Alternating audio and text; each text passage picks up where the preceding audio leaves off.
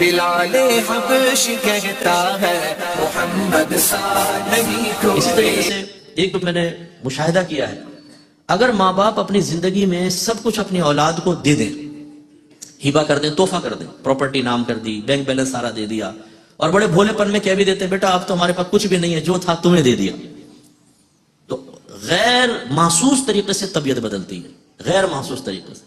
پہلے ابا جان کی اگر آمدنی کہیں سے آتی ہے، ان کو پینشن وغیرہ ملتی ہے، مکان کرائے پہ چڑھے ہوئے ہیں، دیگر پراپرٹیز ہیں، تو لہجے میں نرمی ہوگی. ابا جان، بھابیاں، بیوی بھی آگے خدمت، ابو چائے پینی ہے تو بتائیے، بڑی خدمت ہے.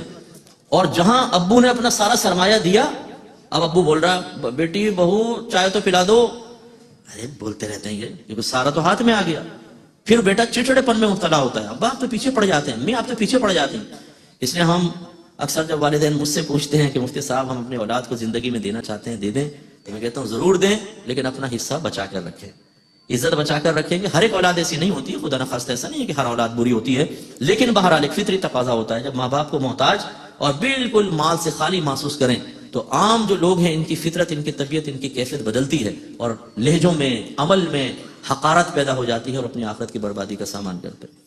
اسی طرح اگر ماں باپ بوڑھے ہو جاتے ہیں اور خاص طور پہ بیمار ہو جائیں، اب وہ کھانس رہے ہیں، ان کو ڈاکٹر کے لے جانا ہے، ٹائم دینا ہے اپنے کاروبار میں سے، نوکری میں سے، تو جو سعادت مند اولاد نہیں ہوتی کچھ عرصے میں فیڈ اپ ہو جاتی. اور بعض اوقات تو معاذ اللہ ثم معاذ اللہ یہاں تک دیکھا گیا ہے کہ دعا کرتے ہیں اللہ تعالیٰ ان کی منزل آسان کر دے، یعنی موت دے دے. ایسی ایسی صورتحال آتی ہے. حالانکہ یہ وہ وقت ہے کہ ایک ایک لمحہ جو ہے نا، ایک ایک لمحہ آپ جو ان کی طرف سے کوفت محسوس کر رہے ہیں لیکن اپنے نفس کو اظہار غضب سے روکتے ہیں، برداشت کرتے ہیں، یہ آپ کی درجات کی بلندی کا سامان ہے، آپ کو اللہ کے قریب کر رہا ہے. اس کو تو ہمیں وسیلہ بنانا چاہیے اپنے اللہ تعالیٰ کی بارگاہ میں قریب ہونے کا.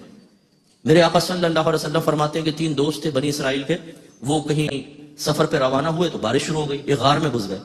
اچانک وہ غار ایک بڑی چٹان تھی، غار کے دروازے کے آ کے گر گئی.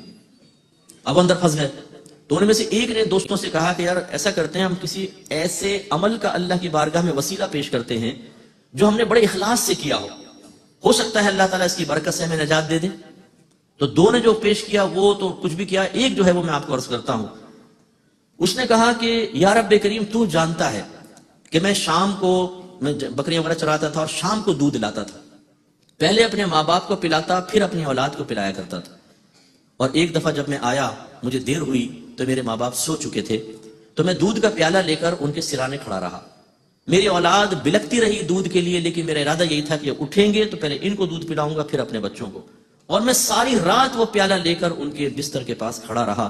صبح جب وہ جاگے تو پہلے ان کو دودھ پلایا پھر اپنے گھر والوں کو دودھ پلایا. اگر میری یہ خدمت تیری بارگاہ میں مقبول ہے تو اس چٹان کو ہٹا دے. رحمت کونین صلی اللہ علیہ وسلم ارشاد فرماتے ہیں کہ چٹان ایک طرف سرک گئی. پھر باقی 2 نے بھی پیش کیا تو پوری سرک گئی تھی، لیکن یہ عمل بہت